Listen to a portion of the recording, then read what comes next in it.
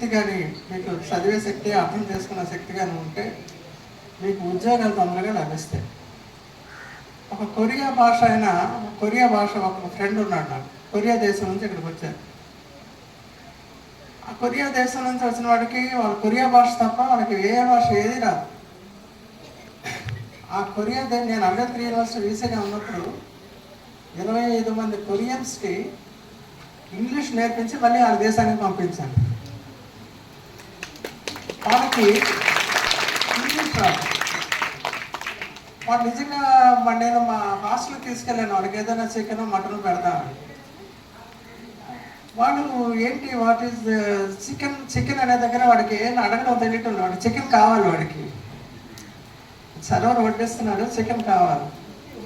He's not able to express, but ఆయనకి కావాలి. అది కుక్కరోకో అన్నాడు. ఓ కుక్కరోకో అంటే కోడి అని, అంటే చికెన్ అని అర్థమైంది వాడికి. See this is how this communication style. ఇది అంటే వాడికి కుక్కరోకో అనేది కొరియా భాషలోనూ, కొరియా కోడి అయినా, ఇంగ్లీష్ కోడి అయినా, మన కరజాడ కోడి అయినా కుక్కరోకోయే అంటాయి. So that is the universal language.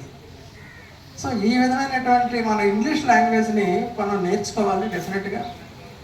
అయితే ఇంగ్లీష్ లాంగ్వేజ్ నేర్చుకోవడం అనేటటువంటిది అది మనకి పరభాష కాబట్టి, మన సొంత భాష కాదు కాబట్టి దాని మీద మరి కొంచెం ఎక్కువ శ్రద్ధ పెట్టి పిల్లలందరూ నేర్చుకోవాలి.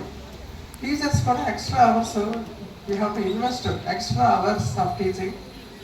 మన మామూలుగా చెప్పే ఆ రెజిమెంటెడ్ అవర్స్లో కాకుండా అవసరమైతే వాళ్ళకి మీకు చెప్తాను.